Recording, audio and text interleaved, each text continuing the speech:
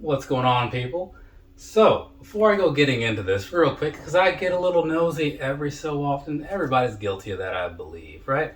So, if you wouldn't mind making your way on down to the comment section, my question to you guys and girls is, what was the last thing that you gifted to someone outside of it being like any kind of special day, but you just wanted to, so you didn't want to wait for the next, I don't know, Good Friday or Yom Kippur or whatever holidays you celebrate.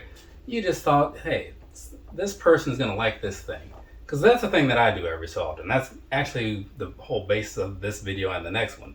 Just seeing stuff that people like and thinking, yeah, I'm gonna get this for so and so.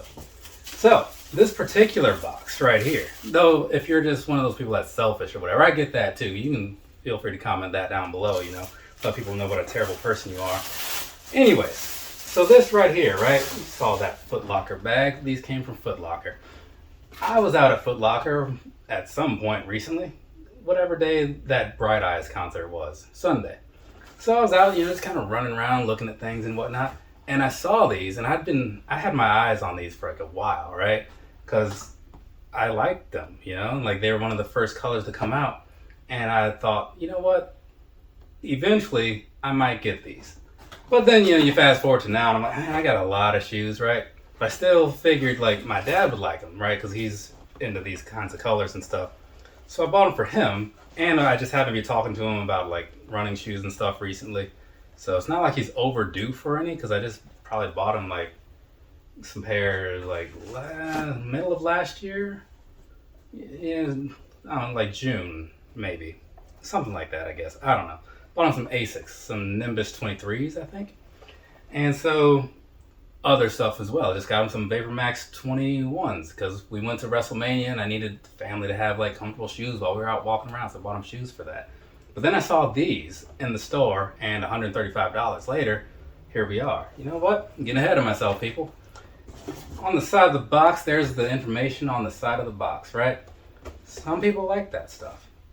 Anyways, I don't know what color they call this. Vivid Red, I'm guessing is what that is, and Turbo. I didn't know Turbo was a color, but apparently it is, according to Adidas. Anyways, so that's what we got going on here. So it's going to be a slightly differently structured review than the normal, because the end part won't be here with the on-feet size and things, but I'll still cover whatever I can cover that makes sense throughout this thing. That being that, let's go ahead and get on into this. Like I said, kind of alluded to, this is the Adidas Ultraboost 22 in the Vivid Red and Turbo colorway, also just called Red. Now, I'm going to kind of rush through this just a little bit because, I got other stuff to do, but just bear with me. Across the bottom, right? Same stuff you've seen on a lot of the last kind of Ultraboost, right? For the most part. So this one down here, same thing you saw, like I said, on the 21 and on the 22.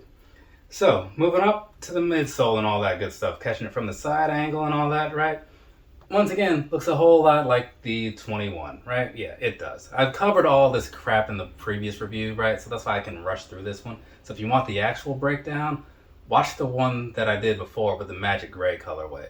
That one's got all the comparison and all that crap. So, anyways, getting you guys some shots and whatnot so you can kind of see the shoe for what it is and all that stuff, right? Give you those views of the upper from an angle or two, well, two, right? You kind of get it, right? There's not a lot happening here, just a bunch of red and what looks like a lot of shoe, at least in the midsole section. But anyways, I show you that anyways, even if you don't really need it. Let's go ahead and jump on into the details. So down here around the toe box and all that good stuff, you got all the prime knit things, right? It's all very much looking like a big one-piece shoe because that's how Ultraboosts are pretty much built, right? So nothing new, just slightly different stitching pattern, kind of like when you look at different versions of the 350, right? But anyways, you got that going on. And one thing that you'll notice that's, well, I'm not even going to get into that because it's, again, part of the comparison thing. Watch the last one.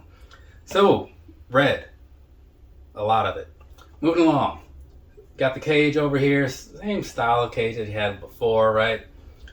It's very thick feeling for some reason. I don't know what the deal is with that.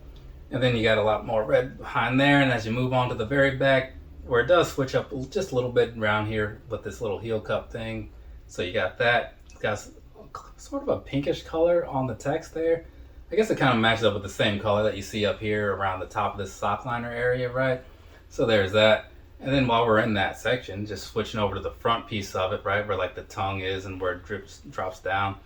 So behind there, you got like some normal perforations and whatnot. Kind of gives it some sort of breathability and stretchability, which is a good thing. And then up here, you got this little Adidas thing, right?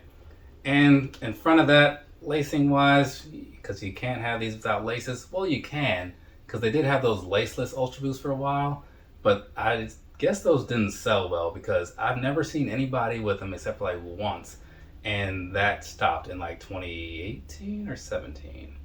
Anyways, it stopped the same year it started, if I'm not mistaken. So moving back to what I was saying, right? These laces, they're typical flat laces that don't really do anything flashy. There's no 3M, nothing. They're just plain, man, right? So there's that for you. Let's go ahead and jump onto the inside though, because we've done all the outside stuff. Are these both the same on here? Yeah, they pretty much are. So it says in plastic waste made with Parley Ocean plastic. So there's that for you. If you didn't believe me, there's a picture for you, right? So that's about that, right? And otherwise, I don't think there's anything else to say about these. So we're gonna move on. I'll give you some personal thoughts and whatnot and get you some other pictures in there. And then we'll mostly just kind of wrap this thing up, right? Here's what I'm saying about these, right? The reason I was cool with buying them is because they're super comfortable, right? I say that speaking on the pair that I have, right?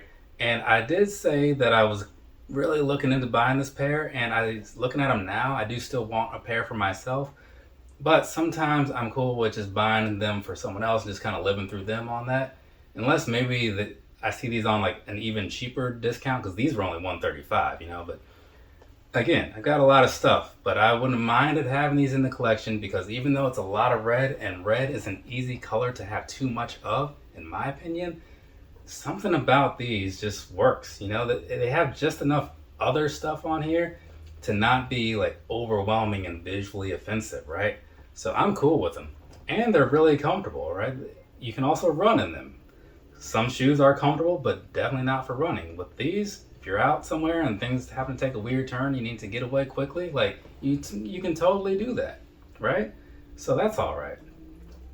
But at the same time, you know, I am also just a pretty big Ultraboost fan in general, so maybe there's some personal bias in there, but at the end of the day, I do try to stay as honest as possible. You probably noticed that because I'll talk down about some stuff even if I want to like it, right? We've heard it. But anyways, that being that, like these here, I've got no complaints. Like they did a really good job. They made some decent improvements with the Ultraboost 22 over the 21. Things that I didn't even think needed to be improved. But again, if you want more information about that, there's a video that was before this one, not like immediately before this one, but like months ago. You can watch that, right? But for now, wait, you know what? I was about to close this video. Somebody is going to ask, what was the sizing like on these? You know, because that's the question I get.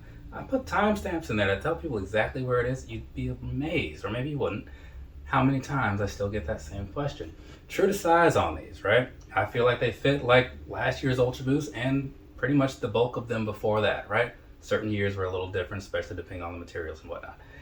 Either way, these right here, I go with true to size. They got that prime knit thing. They give you that nice sock-like feel. They'll stretch out a little bit. You know, you'll break them in. The midsole's super nice as well, you know. It may not look like something for everybody because it's got this weird sort of orthopedic boot type look thing going on. But trust me on this, or don't trust me on this. I don't care. I like them. Maybe you'll like them too. That's enough out of that. From me to you, have a nice rest of your day or rest of your night, whatever it is, wherever you are.